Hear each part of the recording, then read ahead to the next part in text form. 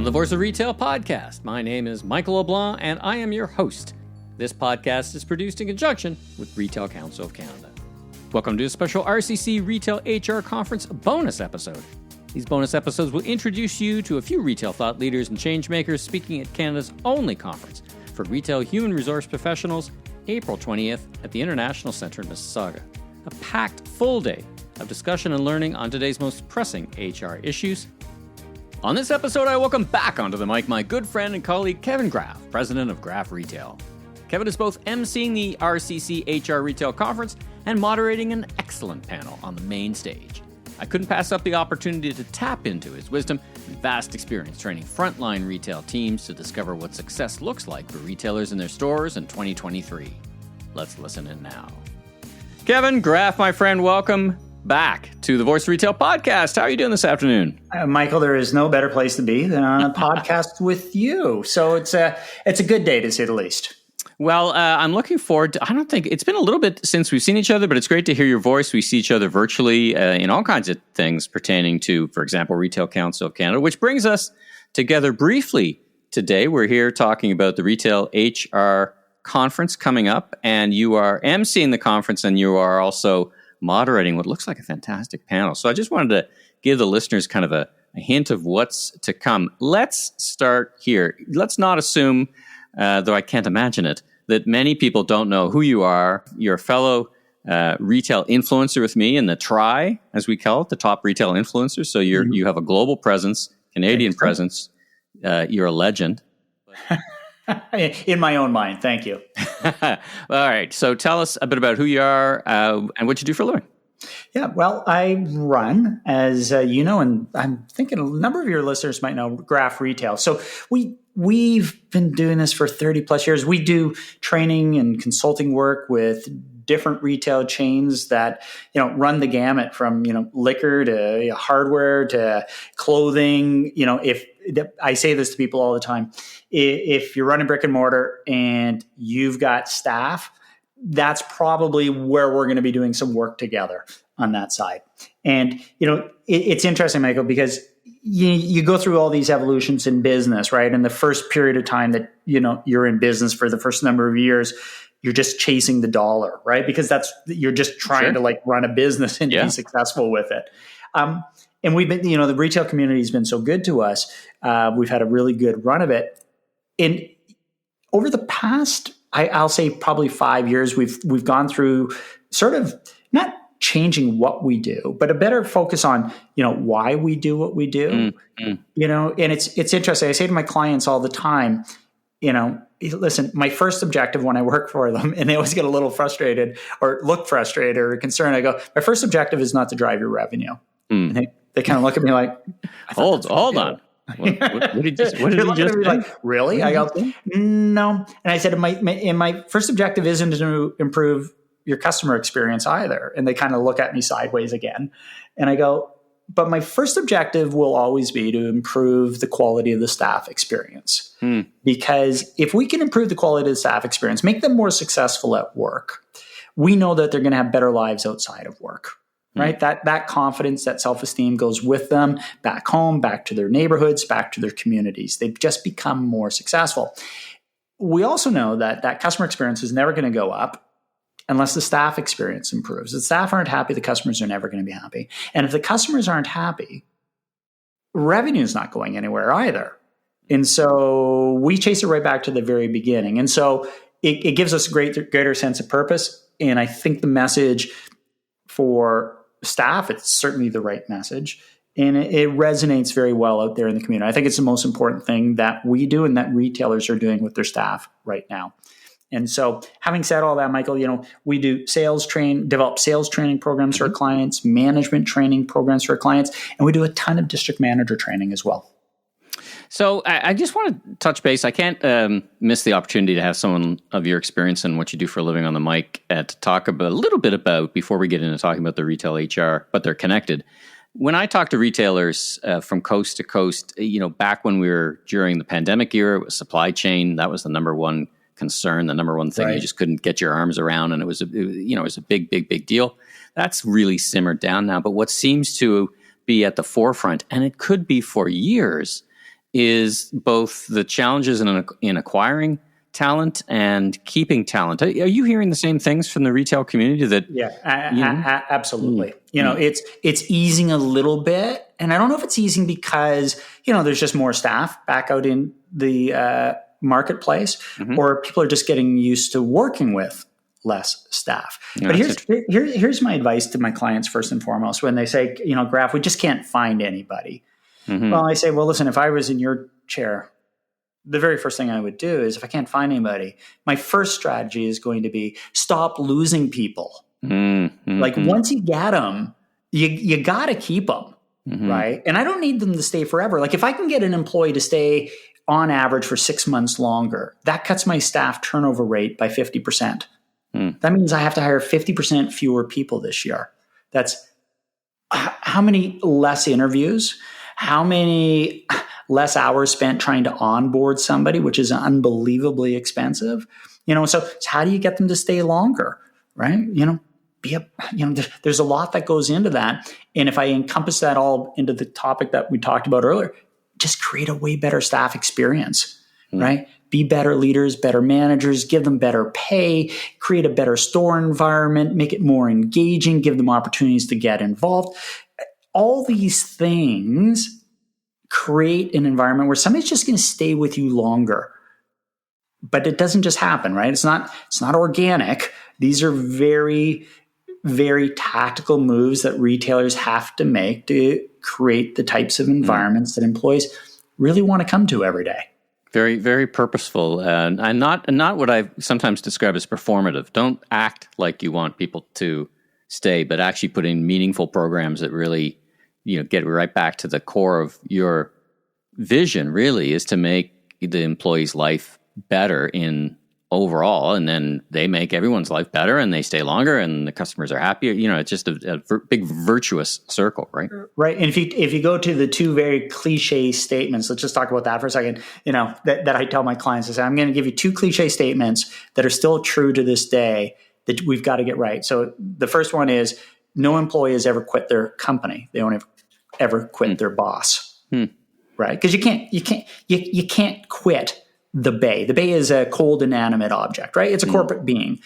What are you quitting? You're quitting your department manager, your store manager, whatever the case happens to be, because they're not the right manager. So you go, okay, so what are you going to do about it? Well, we're going to create better managers. We're going to create better leaders, right, for our people to be able to work with. That's one, And then the other cliche thing, but it's so true. People don't tend to quit when they're winning. Interesting. They don't quit when they're winning. They quit when it's not going right. So you go, okay, so what do I do to make them win? Well, you better give them the training, the coaching, the skill development, right? So that they have the chance to be able to win. Because if they're going to win, they're going to stay with you longer. Now, there's more to it, but if you just did those two things, your staff turnover rates start to go down. You get to get on with actually building your brand and building your business because you don't have the turnstile of employees going anymore.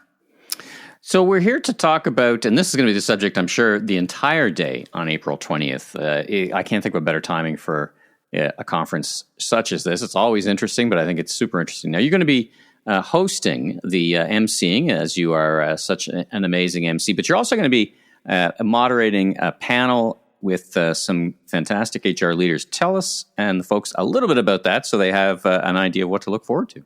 Yeah, well, the whole day, Michael, the agenda, the organizing committee, I will tell you, has pulled together, I think it's just an amazing agenda. I think it just touches on all the key issues that HR leaders are talking about today. Like it's really good. Like it's very, very focused. And the session that, it's right at the end of the day, I get the chance to actually moderate a session. So instead of just going up for 2 minutes and introducing somebody and then coming back up and paying them, I actually get to sit down. Very good choice by RCC. Very good choice by RCC. I think there's a lot of people I know when I sit and watch you, for example, moderate or not moderate, but MC store, they're like, I wish Kevin was on the stage to ask the questions because I bet he could really nail that question. So yeah, I mean, it's just fantastic. Well, that's a high compliment from you because I've always said, outside of doing podcasts, your superpower is, moderating sessions. You know how to ask good questions of people and engage them in it. But I've got two individuals up there one of which I know because I've worked with her before on stage. The other I don't, but by reputation is nothing short of amazing. I've got Tanya Fratangeli from IKEA, just a model HR leader, not manager, leader. And then I've got Alex Snelling from McDonald's as well, right? And you take a look at both those environments and how important the staff factor is to the success of those environments. Yep. They're going to be talking about modern HR leadership.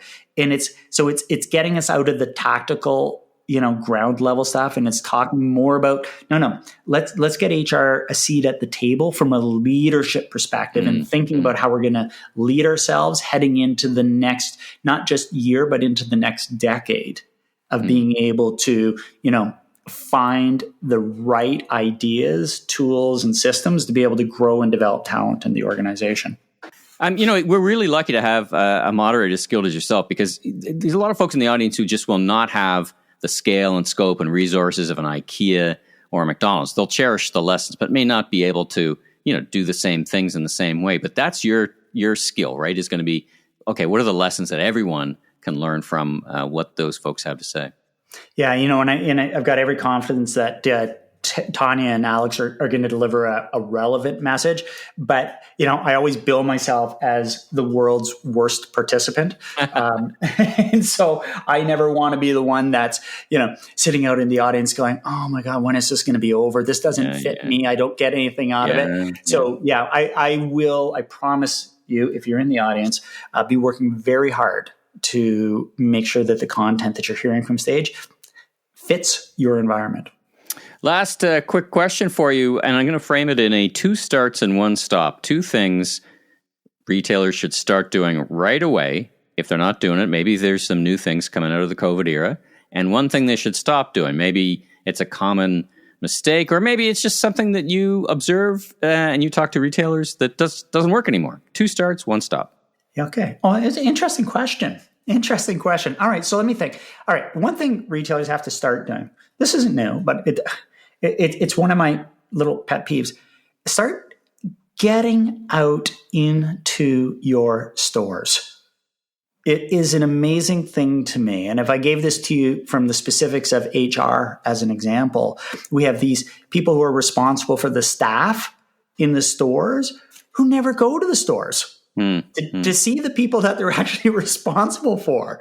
Or we have people who are making decisions on merchandise strategies based on, data on their screen without actually spending time in their stores, right? For anybody that's a brick and mortar retailer right now, if you haven't realized it by now, that execution is so important. You got to get out there. And that kind of leads me to my second one, because I'm a brick and mortar guy, full confession, is the single greatest differentiator right now between one retailer and another one down the road or across the block isn't price, and it isn't product, and it's not marketing, it's not store design. It's the quality of the staff interaction that happens every single day between an employee in the store and a customer that walks in. That's the greatest differentiator. Product is product, price is price, marketing is marketing, a cool store design is a cool store design. Retailers, and we're seeing this more and more, it's one of the good things that happened as a result of the pandemic is that, everybody that had brick and mortar went, oh my God, we better look after our staff. Yeah. Right. If we're going to have them, we better, treat them well, train them well, coach them well, pay them better. What else are you going to do? You're trying to run some stores out there. And in a world where for most retailers, traffic counts are down, if traffic counts are down, you only have 1 of 2 ways of being able to maintain or grow your sales. You got to drive up your conversion rate, or you have to drive up your average basket. Yeah. Right. That's all that's left for you. So what are your greatest tools, most immediate tools to be able to drive conversion and average sale? It's not the only thing, but I'll tell you, your staff are going to have more of an impact on it in an immediate way than anything else. So those are my 2 starts. The stop. I shot a video on this the other day for social media. I love your walk and talks, by the way. If anybody listening hasn't seen them, whether LinkedIn or whatever channels, check them out because they're fun and they're super informative. You guys really nail it. Well, thank you. I appreciate that. But, the one I talked about the other day, I put the title on it, Stop Chasing All the Shiny Baubles out there.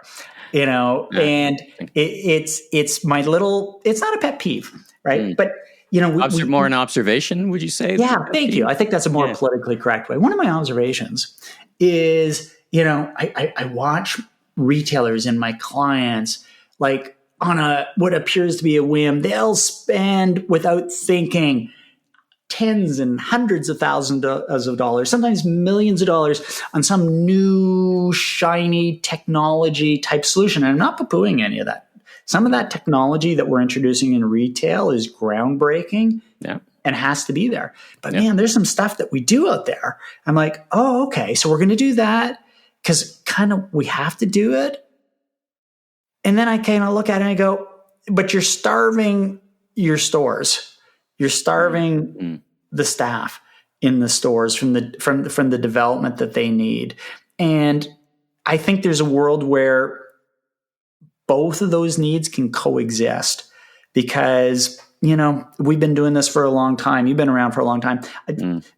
I know staff starting tomorrow can improve revenue by 5, 10, 15%. And I don't know too many technology solutions that are driving my revenue overnight by 5, 10, and 15%. Yeah, tough to come by. Right? Lots of promises, but the reality is, exactly. Yeah, so that's my stop. Is it just stop chasing all the shiny baubles and recognize what it is you've got in front of you that you need to leverage. Well, wise advice, Kevin, and I think the listeners who are must attend Retail HR are going to hear lots more of that wise advice from you and all your fellow presenters. Now, in the interim, if folks want to get in touch with you, what's the best way? Are you a LinkedIn person? What's the best way to get in touch with you? And team? You'll find me no problem at all on LinkedIn under my name, Kevin Graff. You'll also find my company, Graff Retail, is there. Our website, graffretail.com, is probably the best place to be able to figure out, so what's this Graff guy doing these days? Right. But you'll find me out there. Right on. Well, thanks for jumping on the mic and joining me. Look forward to seeing you in person at the show. And until then, take care, safe travels, and have a great rest of your day. Be well, my friend. Thanks for tuning into this episode of The Voice of Retail. If you haven't already, be sure and follow on your favorite podcast platform so new episodes will land automatically each week. And be sure to check out my other retail industry media properties, Remarkable Retail Podcast with Steve Dennis, and the Global E-Commerce Leaders Podcast. Last but not least, if you're into barbecue, check out my YouTube barbecue show, Last Request Barbecue, with new episodes each and every week. I'm your host, Michael LeBlanc, consumer growth consultant, president of Emmy LeBlanc & Company, Inc., Maven Media, and keynote speaker. If you're looking for more content or want to chat, follow me on LinkedIn or visit my website at meleblanc.co. Safe travels, everyone.